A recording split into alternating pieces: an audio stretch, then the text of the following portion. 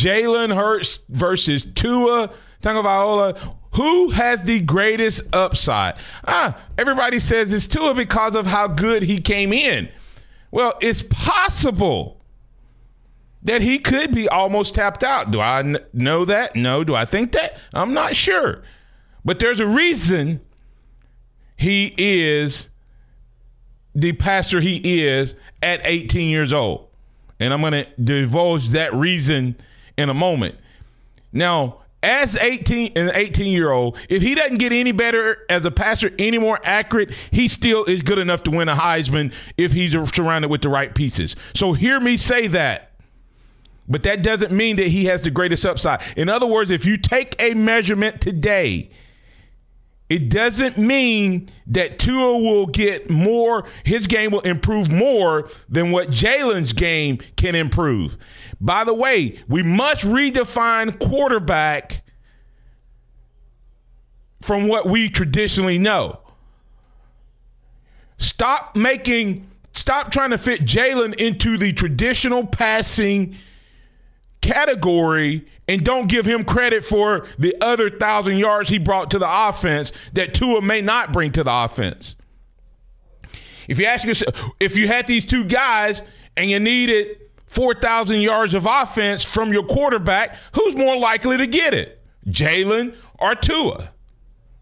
Which guy can create the most nightmare for a defense? Can you improve Tua's game to get close to Jalen's running game? I don't know. Can you improve Jalen's passing game to get closer to Tua's game? I don't know. But Matt Scalisi of AL.com had this to say about Tua's upside. Well, I think most people feel like his potential is untapped as a passer. And that's the most important thing. That's why you're seeing him at this high-profile event that's so well known for coaching passers. I think everybody saw last year what Jalen Hurts' athletic ability was. What his raw athleticism could do, and he won several games for Alabama based almost just purely on that raw athletic ability. I don't think Alabama beats Ole Miss or LSU last year without Jalen Hurts on the field doing what he can do with his legs. I think the next big step for this team to make them a truly multifaceted, near impossible to stop offense is going to have to come from Jalen Hurts' arm. He's going to have to be able to threaten teams down the field. He has the wide receiver core already. A lot of people feel very good about the offensive line talent that Alabama has right now.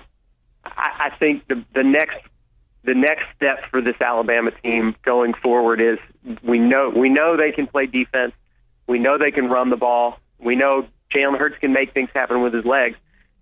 He's got to be able to deliver passes on time down the field to these excellent receivers that they have. And there's been some very promising signs that we've heard from the summer workouts so far. That's Matt Scalisi, AL.com. And he was on with James Hardy during the Inside the Locker Room. And he's talking about Tua. I love it. He says Jalen's upside, Jalen's potential is untapped as a passer. Keyword untapped. Which means that Jalen probably wasn't coached very well as a passer in high school, which means that Lane Kiffin didn't do a good job of improving him as a passer. As a matter of fact, Jalen regressed last year as a passer during the season under the tutelage of Lane Kiffin. And you know what other term that Matt brought up? Raw ability. Right. And that raw ability, that's why I asked the question. Can you, when you take the Tua's lid as a passer, how close is Tua to reaching the top of that lid? Because I don't know, how do you get much better than what he is as a passer? Where's his lid as a runner? Where's his lid as a leader? Where's his lid as a field general, as a game manager? We know all of that about Jalen, and we think he can get better, but we think his passing is untapped. That's he said majority of us think it's untapped, which means Jalen has a huge upside. Now, one part I'm going to disagree with, and I'm going to cover that in the third quarter, is it's not just the down the field passing that's going to make Jalen better. And I'm going to tell you why on the other side. But here's the thing. Why am I thinking it's possible that Jalen has a greater upside? Let me give you Tua's history. Tua is a kid who has an unbelievable arm talent, unbelievably accurate, and has the ability. He reads defenses like an NFL guy. Well, you know what? He spent the last 2 years in high school with an NFL coach who ran run and gun, fun and gun, whatever they used to call June Jones offense. That's who's been coaching him the last 2 years. Imagine what would happen if every 5-star talent had an NFL coach for 2 years. I mean, have we really thought about that? If Derrick Henry, if Jonah Williams had a NFL coach for 2 years, if Jonathan Allen had an NFL coach for 2 years in high school, how much better would they have been when they stepped foot on campus? They would have been better. Just like the development that you see happen with kids when they come on campus as defensive backs. Put Nick Saban as a defensive back coach in high school. That guy would step on campus ahead of everybody else. James, but the question is, would he have a lot more room to improve? No. Because it would have been the only thing that would make him improve a lot would be him growing as an athlete. His technique, the fundamentals, all of that would have been instilled in him. And that's what you have with Tua. Jalen, on the other hand, he may not have had that. I don't think his dad was a passing coach.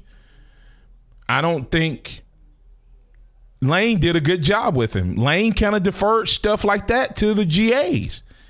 All I can tell you is I saw a kid who ended against Clemson struggling, and after a couple months, not even 2 full months with Brian Daboll, and he was nailing deep balls in the spring. Nailing the deep ball. Everybody keeps talking about that spring game. FYI, Tua ended with 20 more yards than Jalen. Okay? And Tua had 276 in the first half when there was no blitzing.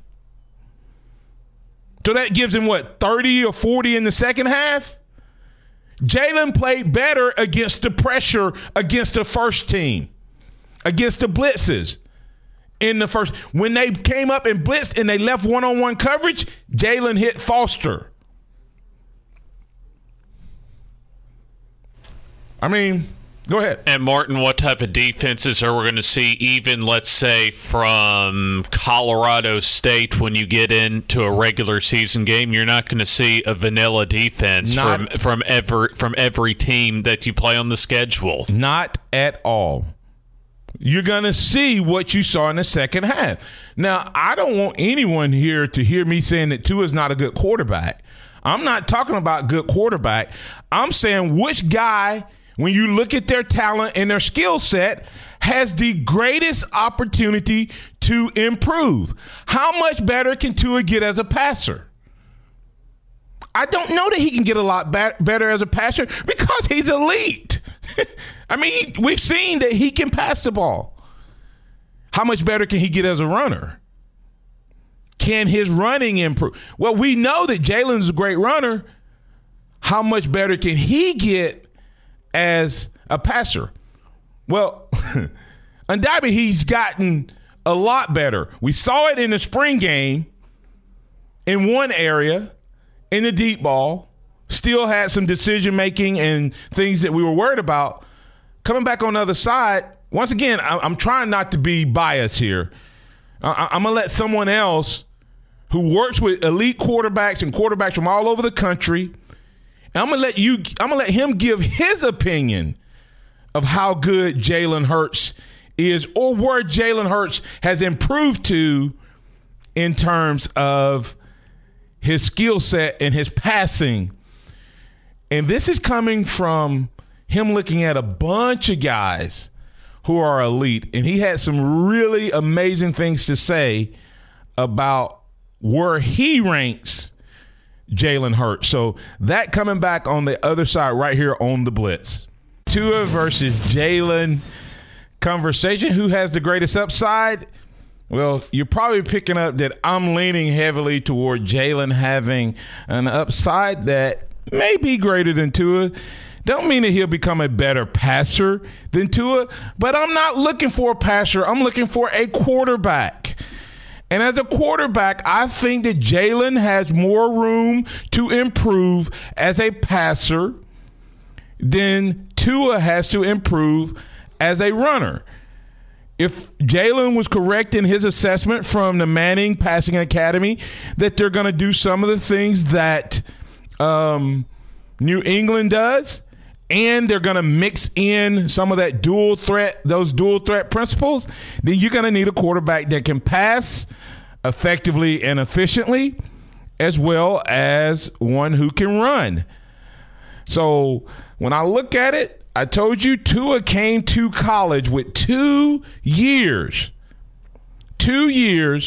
of high school coaching, a direct, listen to me, his position coach and head coach was an NFL coach, offensive coordinator and former NFL head coach.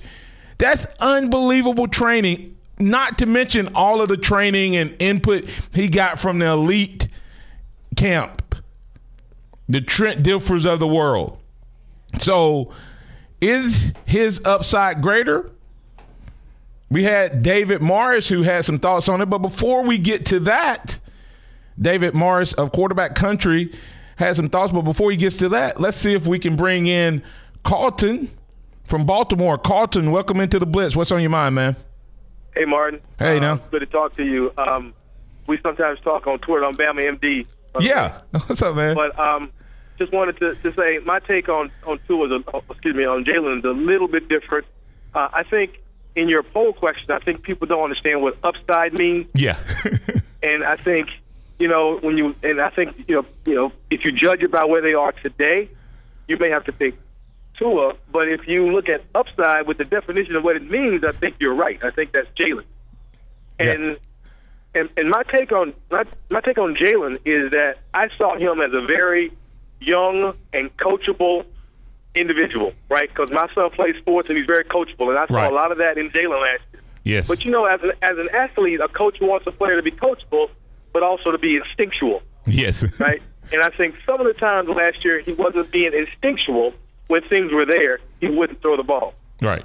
But as we talk about, as he, Carlton, let me before you go on that. I think you're exactly right. The thing that I think he has to work on, everybody talks about his accuracy. I don't think it's his accuracy. I think it's his decision making, meaning trust what he sees, because he sees it and then he doesn't release it, and if he releases it, it's late. So it's, you know what I'm saying? Yeah. If he when he sees it, if Tua sees it, it's gone. I mean, it's released. And that's what Jalen had to improve on, is trust what his eyes see and anticipate it, because if you don't, when a guy's moving as fast as Ridley is, when you see him open, if you don't throw it at that point, man, he's 4 yards past where you throw it. So You're either going to throw it really long because you're going to try to compensate, or you're going to throw it behind him because you were late. So go ahead. I agree with you on that. Yeah, one other point I wanted to make is that I think that in the late part of the season last year, I thought he did what he was coached to do. Mm-hmm. So, and I got two examples. In the Washington game, after the game, he said Coach did not want to throw the ball down the field. We blame him. We blame Jalen. Yep. But Jalen said in his conversation to the media afterwards, they didn't want to throw the ball down the field, and he didn't do it. Right. Okay. The other thing that I saw last year is during the Auburn game, go back to the Auburn game, he threw 2 interceptions, right? And so one interception was to Ardarius Stewart, who I believe turned the wrong way. Jalen put the ball where it should have been. And there was a play where he threw it to OJ, and we had two players in the same spot, right? Yep. And it was intercepted.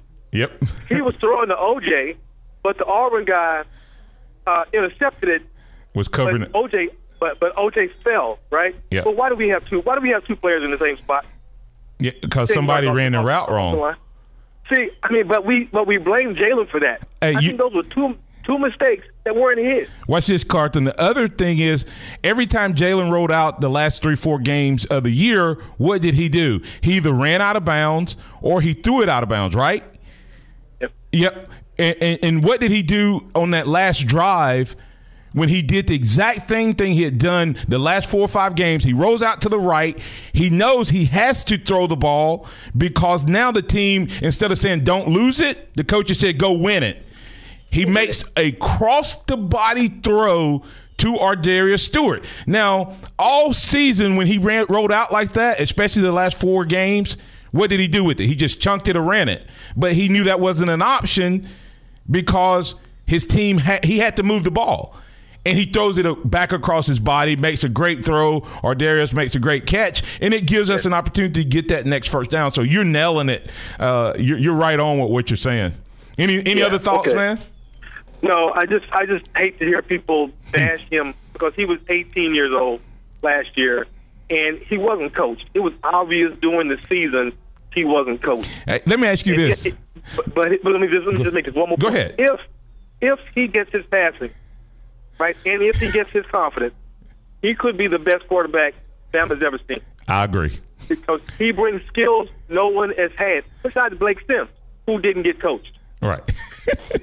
who only had limited opportunity and didn't have an opportunity to improve off of his season, and Jalen has that opportunity. What do you think the impact of having an NFL coach in your locker room every day would have on Jalen Hurts if you go back 2 years? If Jalen had stepped on this campus having been coached 2 years by an NFL quarterback, just think about that for a second. It would be great. and Martin, every now and then I put this on Twitter. I'm just trying to do it once a week just so I get it out there. Bama's offense will be explosive this year. How many yards would Jalen have total? Oh, that's hard to say, man, because you got so much talent. You got to spread it around. we can't lean in on him. I'm not a believer in the quarterback run plays. Right. I got Bo. I got 4 or 5 guys that can run the ball. I don't need to run my quarterback. My quarterback needs to run when he needs to run. Yep. That's my opinion. I'm gonna bump up his passing yards and drop his rushing yards. I'll give my total at the end, man. Thanks, Carter. Appreciate you being part of the program, man. Call anytime. All right, thank you. All right. Hey, Pat, welcome into the Blitz. What's on your mind, man? Good morning, sir. Good morning. I am in Jalen's camp that when Jalen went to 7-7 out at the opening, Jalen is not a T-shirt All-American. Do you understand me? Jalen is a gamer. Yeah. That when the lights come on Friday night when he was in high school, hey, and he put on those pads and he put on those helmets, he became Superman down in Texas. And that he's not a T-shirt All-American. Tua threw.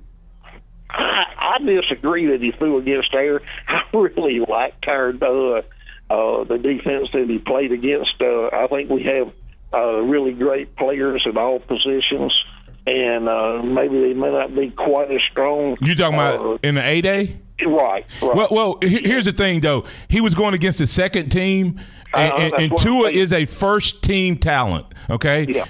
Let's not – please hear me. I'm not saying that Tua can't be great and isn't already farther than most players.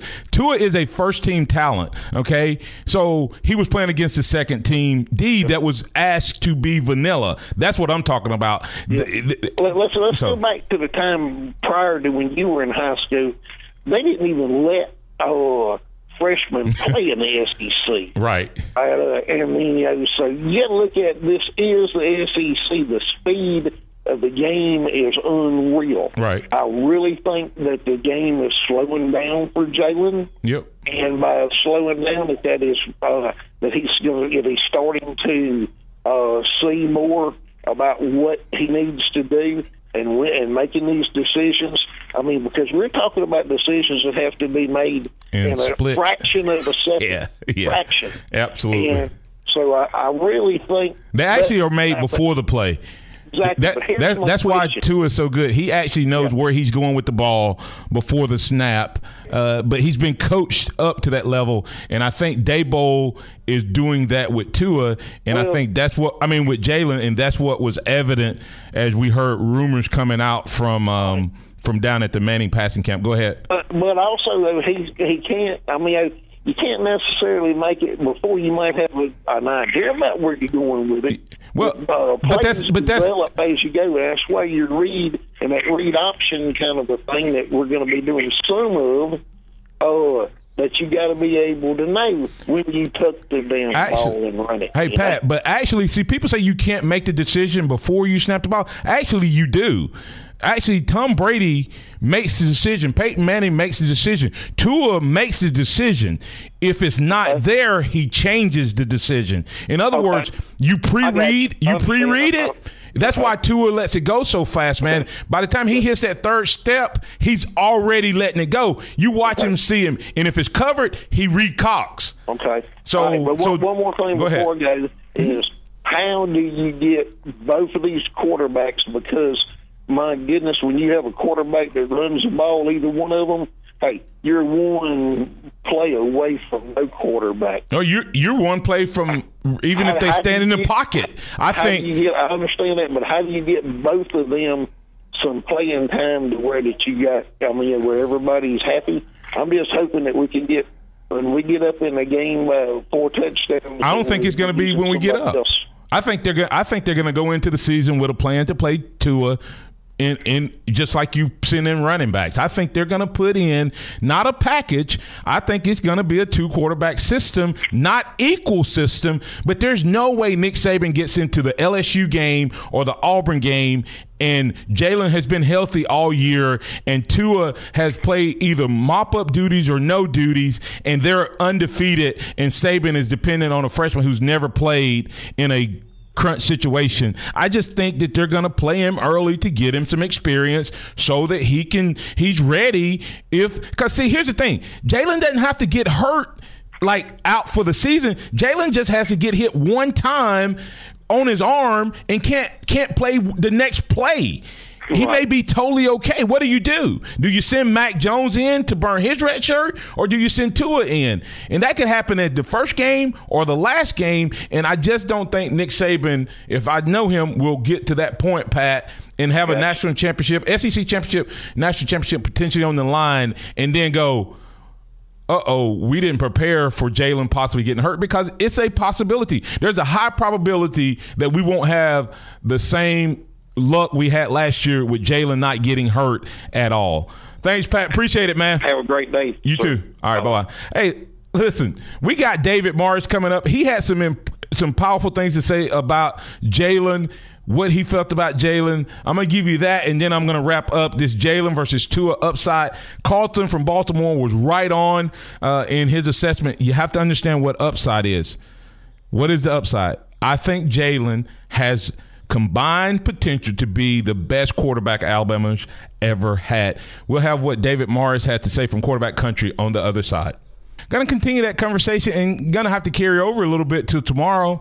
And on tomorrow, we're going to tell you why I think Jalen has the biggest upside and why this offense, James, will set offensive records at quite a few positions, potentially total receiving yards, potentially total rushing yards, while allowing the fewest sacks and while allowing the fewest plays for a loss. So got big expectations for this team. We talked about Jalen. We talked about him getting a little coaching from Daboll. He got to go down to the Manning Passing Academy. He was down there with a whole host of big-time players. But David Morris, quarterback country, who works with NFL, college, high school, middle school quarterbacks, all level. He was around some unbelievable coaches, James. He watched Eli Manning. He didn't start, but he was a 4-year traveler. He was behind Eli Manning, okay? But his coaches include Noel Mazzoni, who at Texas A&M, David Cutcliffe at Duke, and Kurt Roper, who's South Carolina's offensive coordinator. So that's the guys who taught this guy about playing the quarterback position. He's teaching others how to play the quarterback position. And he had this to say about Jalen Hurts when it comes to what he saw at the Manning Passing Academy. But no, it was fun. So I kind of got to be around them a lot and was very, very impressed. On the field, though, geez Louise. I mean, if you talk to anybody at that camp, whether it be a media guy, NFL Network or ESPN, or a guy like me that kind of looks at quarterbacks all day, every day, he was in this conversation of most impressive of the whole, of the whole bunch. Not necessarily number one on the list, but in the top 3 or 4. And so, I mean, and I felt the same way. I was like, my goodness, I just didn't know he looked very fluid. He looked very strong. He looked very comfortable, and he stood out. So, I mean, I thought he looked great.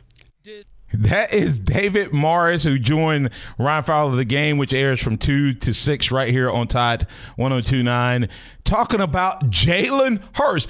He was talking about Jalen Hurts. Top 3 or 4, James. Now listen to this. James, have you looked at the list of the people who are there? We're talking about Lamar Jackson, Heisman Trophy winner, Sam Darnold, the expected number 1 overall pick. You're talking about Buechele from Texas. You're talking about the rest of the SEC might have still been there. Nick Fitzgerald, Jacob Eason, Austin Allen, Jake Bentley. What was the Washington quarterback? Jake Browning from Washington. I mean, you go down the list. There was 45 guys there from the SEC. I mean, from the country. And they said Jalen Hurts was in the top 3 or 4. And he said you could talk to anybody, that he was among the conversation for the most impressive, maybe not number 1, but most impressive in top 3 or 4. If he's grown that much